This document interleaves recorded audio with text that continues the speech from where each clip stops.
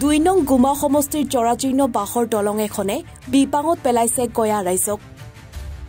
ধুৱাচাঙত প্ৰমোদ বৰৰ পৰিৱৰ্তনৰ শ্লোগান। এখন বাঁহৰ দলঙে উদঙাইছে বিটিআৰৰ উন্নয়নৰ ফপুলা স্বৰূপ।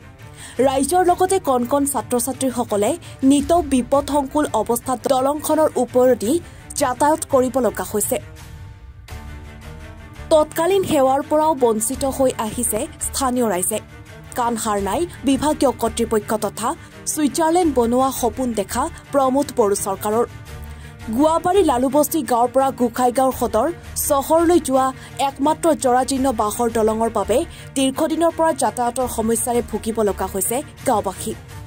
উপায়ন্তৰ হৈ সংবাদ মাধ্যমৰ জৰিয়তে জনপ্ৰতিনিধিক দলং নিৰ্মাণ কৰিবলৈ আহ্বান ৰাইজৰ, অন্যথা নিৰ্বাচনত ভোট বৰ্জনৰ হুংকাৰ স্থানীয় ৰাইজৰ।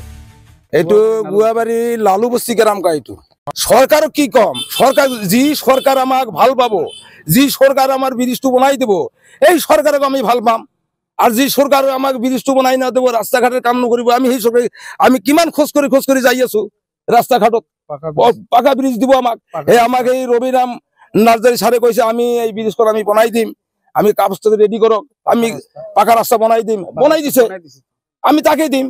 আর আমার এই গুমা সমষ্টির আমার ইমতাজ আলী ডাঙরিয়া এতো ইলেকশনে এইবার দাঁড়াবো আমার বিপিএফ দলের থেকে। আমি যদি ইমতাজ আলী ডাঙরিয়া কয় আমি এই ব্রিজখন বানাই দিব, আগতো দিছিল আর এখনো বাহর যিখিনি কাম আছে সেইখিনি করে দিব। আমি ইমতাজ আলীক ভোট দি আমি জয়যুক্ত করিম। আর যিবিলাক ইমতাজ আলী কোৱা নাই আমি, আর যদি বেলেগেও আমাক যদি এইটো সহায় করে আমি বেলেগক দিম। আর না হলে আমি এই ভোটটো বর্জন করিম।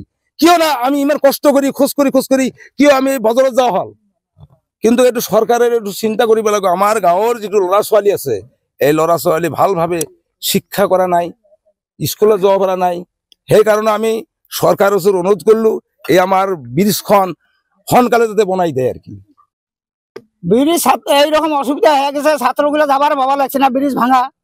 আবার ছোট ছোট সব বাচ্চাগুলো এগুলো তো পারেই হবার না ভাই, বুঝছে।